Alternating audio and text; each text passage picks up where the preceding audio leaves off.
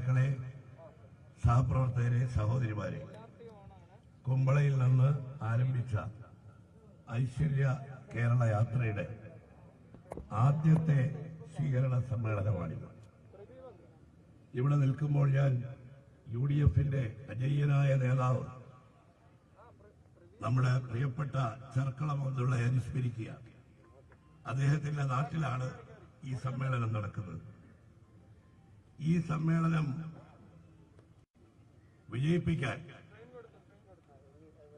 ഇവിടെ തടിച്ചുകൂടിയിട്ടുള്ള നിങ്ങളെല്ലാവരും ഈ ഐശ്വര്യ കേരള യാത്രയിൽ പങ്കെടുക്കുന്നത് കേരളം ഇന്ന് നേരിടുന്ന ദുരന്തങ്ങളിൽ നിന്ന്, ദുരിതങ്ങളിൽ നിന്ന്, ദുർഭരണത്തിൽ നിന്ന് കേരളത്തെ രക്ഷിക്കാനുള്ള യാത്ര എന്ന നിലയിലാണ്.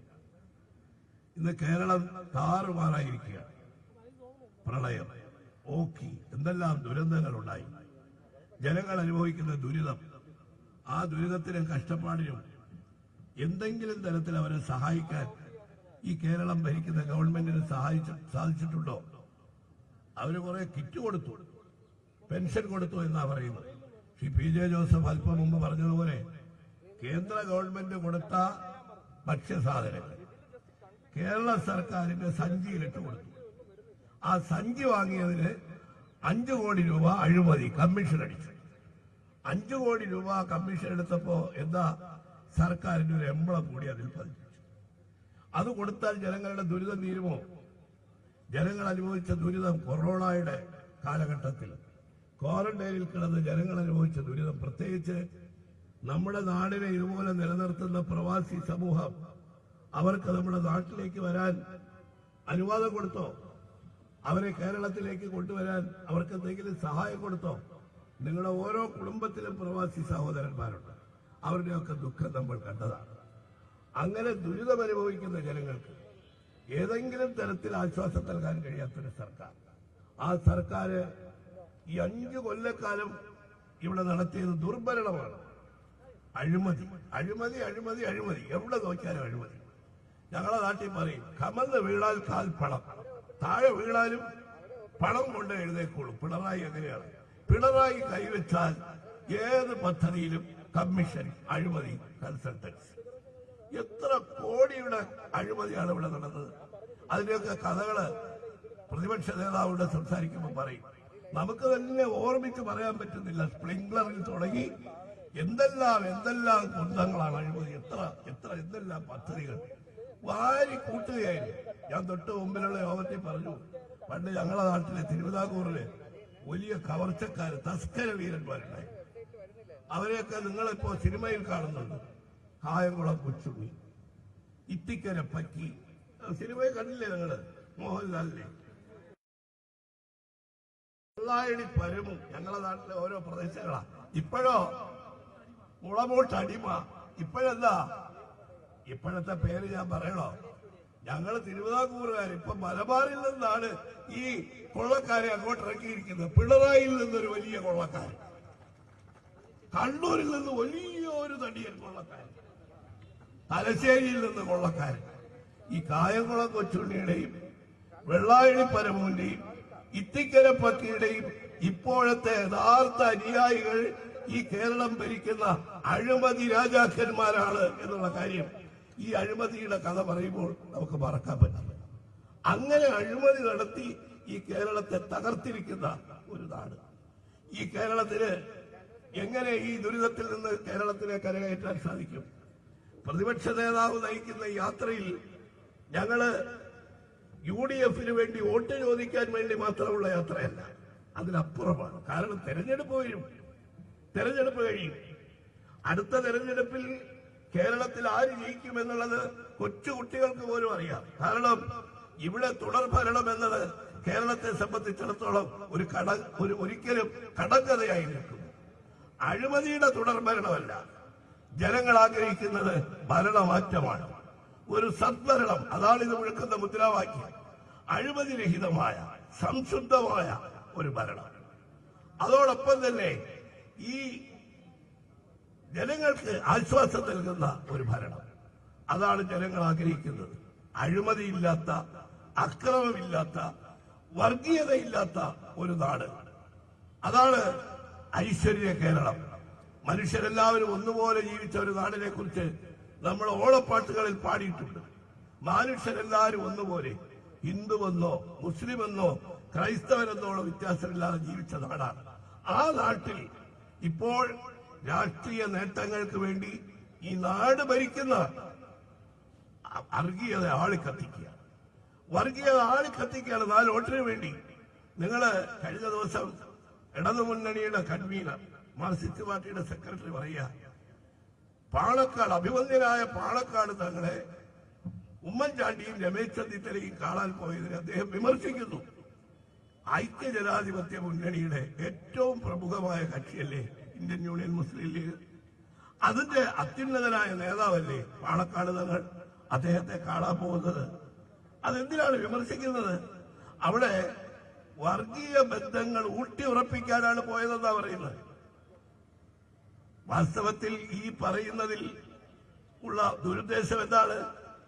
മുസ്ലിം ലീഗിനെ അല്ല ഇദ്ദേഹം ഉന്നം വയ്ക്കുന്നത്, BJPക്കാരും RSSകാരും ഉന്നം വയ്ക്കുന്ന മുസ്ലിം വിരുദ്ധ രാഷ്ട്രീയം, അതിനാണ് മുസ്ലിം ലീഗിന്റെ പേര് പറയുന്നത്.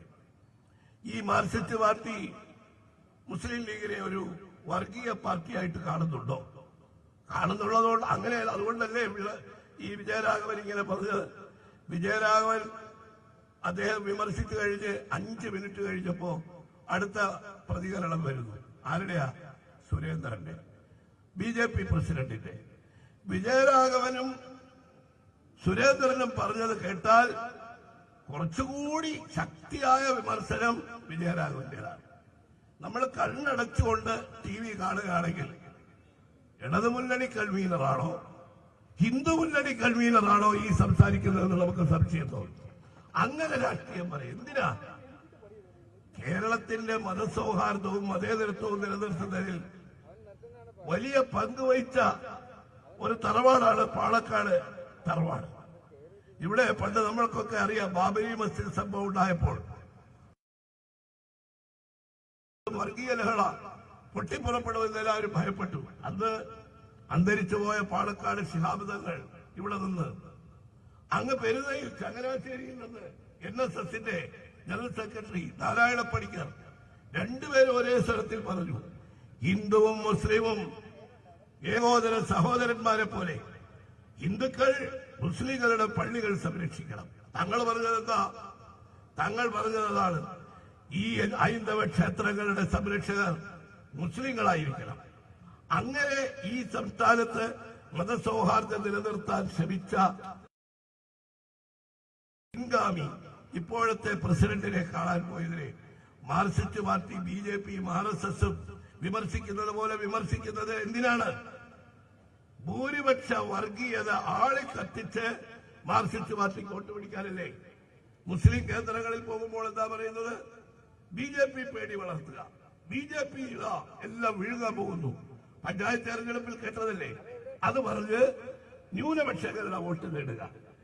നാണക്കേടല്ലേ ഒരു മതേതര പാർട്ടിക്ക്? ഇതുപോലത്തെ ഒരു ഗതികേടുണ്ടായിട്ടുണ്ടോ? ഈ വിജയരാഘവൻ സെക്രട്ടറി ആയപ്പോൾ തന്നെ നമ്മളൊക്കെ വിചാരിച്ചു, ഇതാ പിണറായിയുടെ വിശ്വസ്ത വിധേയനാണ്, വിനീത വിധേയനാണ്. മാർക്സിസ്റ്റ് പാർട്ടിയിൽ എത്രയോ ആളുകളുണ്ട്. ഈ വിജയരാഘവനെ തന്നെ LDF കൺവീനറും മാർക്സിസ്റ്റ് പാർട്ടിയുടെ സെക്രട്ടറിയും ആക്കണമെന്നുണ്ടോ? പത്രങ്ങളിലൊക്കെ പല വാർത്തയും വന്നു. പക്ഷെ വിജയരാഘവനെ ആക്കിയതിന് ഒരു ഉദ്ദേശമേ ഉള്ളൂ. എന്താണ്? RSSും BJPയും സംസാരിക്കുന്നത് പോലെ സംസാരിക്കാൻ പിണറായിക്ക് വിജയരാഘവനെ പോലെ മറ്റൊരു അനുയായിയെ കിട്ടാനില്ല. അദ്ദേഹത്തിന്റെ യജമാനന്റെ വാക്കുകളാണ്. ഹിസ് മാസ്റ്റേഴ്സ് വോയിസ് എന്ന് കേട്ടിട്ടില്ലേ? ഗ്രാമ ബോർഡ് റെക്കോർഡിൽ പണ്ട് നമ്മൾ കേട്ടിട്ടുള്ളതാണ്. അതാണ് വിജയരാഘവൻ. വർഗീയ പ്രീണനത്തിലൂടെ നിയമസഭാ തെരഞ്ഞെടുപ്പിൽ അധികാരത്തിൽ വരിക, അഴിമതി കൊണ്ട് ഈ കേരളത്തെ ഭരിച്ചു മുടിച്ച്, അക്രമം കൊണ്ട് ഇതാ ഞാൻ ചവിട്ടി നിൽക്കുന്ന ഈ മണ്ണ് നമ്മുടെ പ്രിയപ്പെട്ട സുഹൃത്തുക്കൾ രമേശിന്റെയും ശരത് ലാലിന്റെയും ചോര വീണ മണ്ണാണ്. രമേശ് ചെന്നിത്തല കടന്നു പോകാൻ പോകുന്നത് അരിയൽ ഷുക്കൂറിന്റെ കബറടത്തിന്റെ മുന്നിലൂടെയാണ്. 3 ദിവസം മുമ്പല്ലേ അവിടെ പാണ്ടിക്കാട്, മലപ്പുറത്തെ പാണ്ടിക്കാട് മാർക്സിസ്റ്റ് കാപാലികന്മാർ യൂത്ത് ലീഗിന്റെ പ്രവർത്തകനായ ആര്യാടൻ ഷമീറിനെ കുത്തി കൊലപ്പെടുത്തിയില്ലേ? ആ ചെറുപ്പക്കാരുടെ ചോര വീണ മണ്ണിലൂടെയാണ് നമ്മൾ ഈ ഐശ്വര്യ കേരളത്തിന് വേണ്ടി, ഒരു സമാധാന കേരളത്തിന് വേണ്ടിയുള്ള ആഹ്വാനം മുഴക്കിക്കൊണ്ട്, സന്ദേശം മുഴക്കിക്കൊണ്ട് പോകുന്നത്. അക്രമമില്ലാത്ത, അഴിമതിയില്ലാത്ത, വർഗീയതയില്ലാത്ത ഒരു സദ്ഭരണം, ഒരു സാമൂഹ്യ ജീവിതം, അതാണ് നമ്മുടെ ലക്ഷ്യം. തെരഞ്ഞെടുപ്പിന് വേണ്ടി മാത്രമല്ല, ഭാവി കേരളത്തിന്റെ ഐശ്വര്യത്തിന് വേണ്ടിയുള്ള ഈ യാത്ര നിങ്ങളെല്ലാം ഇതിൽ പങ്കുചേരുമ്പോൾ, ഈ യാത്ര തിരുവനന്തപുരത്തെത്തുമ്പോൾ ഇത് കേരളത്തിന്റെ ഒരു ജൈത്രയാത്രയായി മാറും എന്ന കാര്യത്തിൽ സംശയമില്ല. ഈ ജൈത്രയാത്ര അവസാനിക്കുന്നത് ഈ കേരളത്തിൽ വലിയൊരു ഭരണമാറ്റത്തോടു കൂടിയായിരിക്കും. അതിന് നിങ്ങളുടെ എല്ലാവരുടെയും പിന്തുണയും സഹകരണവും സഹായവും ഉണ്ടാവണമെന്ന് UDF അഭ്യർത്ഥിക്കുകയാണ്. നിങ്ങൾ ഈ യാത്രയിൽ പങ്കാളികളായ നിങ്ങളെല്ലാവരെയും ഞാൻ അഭിവാദ്യം ചെയ്തുകൊണ്ട്, അഭിവന്ദ്യനായ പ്രതിപക്ഷ നേതാവ് നയിക്കുന്ന ഈ ഐശ്വര്യ കേരള യാത്രയിലെ ഈ ചെറുക്കളയിലെ യോഗം ഉദ്ഘാടനം ചെയ്യുന്നു. എല്ലാവർക്കും എന്റെ അഭിവാദനങ്ങൾ. ജയ് ഹിന്ദ്.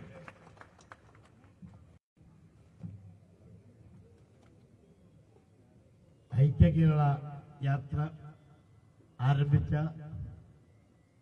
ഐശ്വര്യ കേരള യാത്ര ആരംഭിച്ച ഐശ്വര്യമുള്ള നേതാവിന് എല്ലാവിധ അഭിവാദ്യങ്ങളും അർപ്പിച്ചുകൊണ്ട് ഇനി നിങ്ങളോട് സംസാരിക്കാൻ വേണ്ടി മുസ്ലിം ലീഗ് നേതാവ് ഹംസ സാഹിബിനെ ക്ഷണിക്കുന്നു.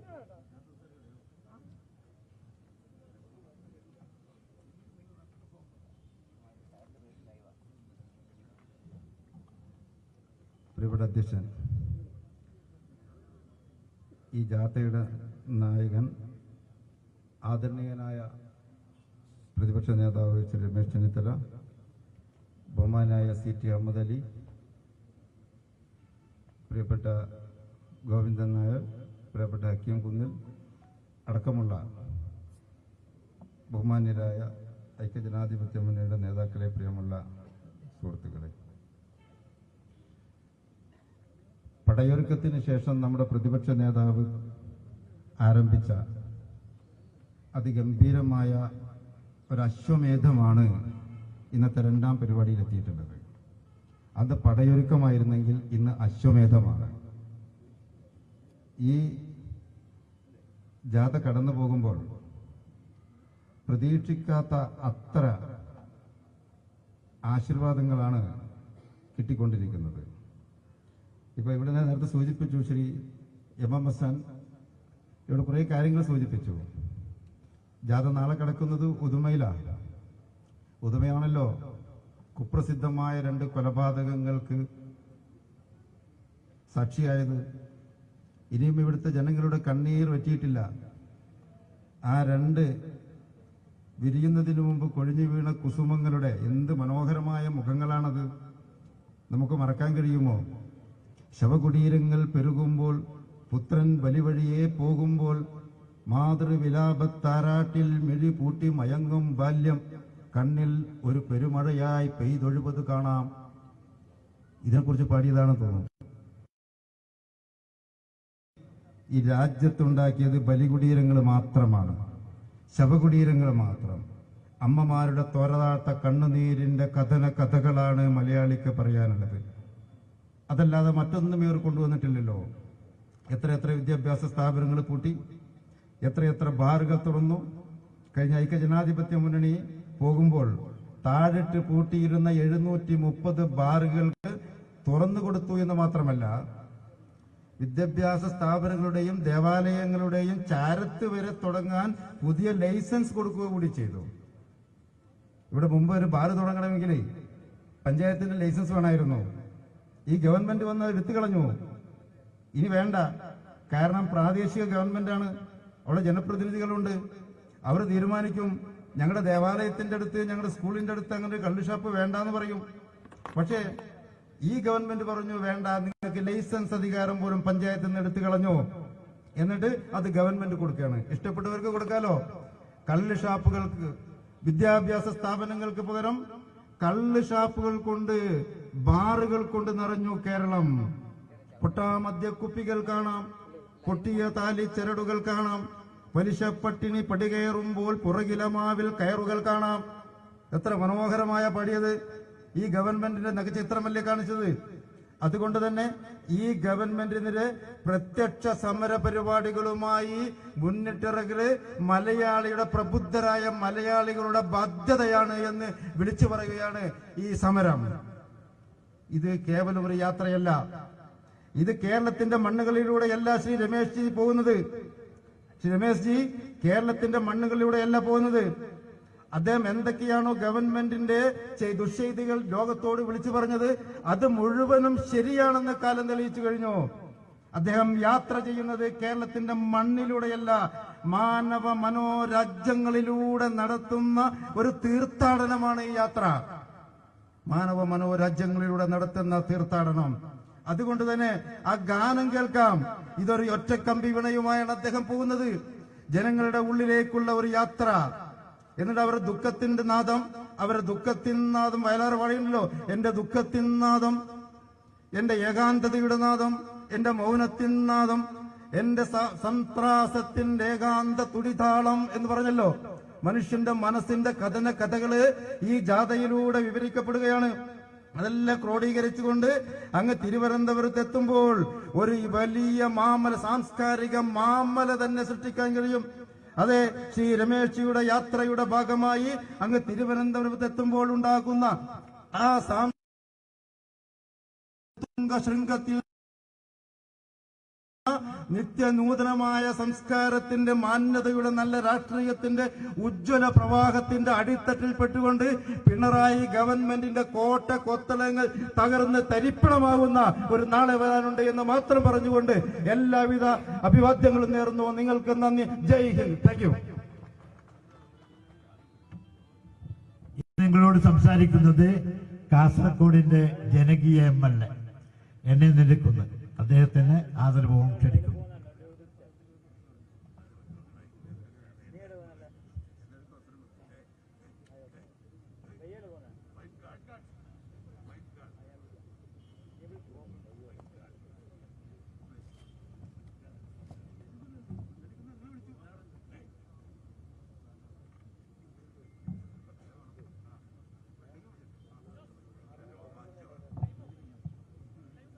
പ്രിയപ്പെട്ട അധ്യക്ഷൻ, UDFന്റെ കാസർഗോഡ് നിയോജക മണ്ഡലം ചെയർമാൻ കൂടിയായ AM കടോത്ത് സാഹിബ്,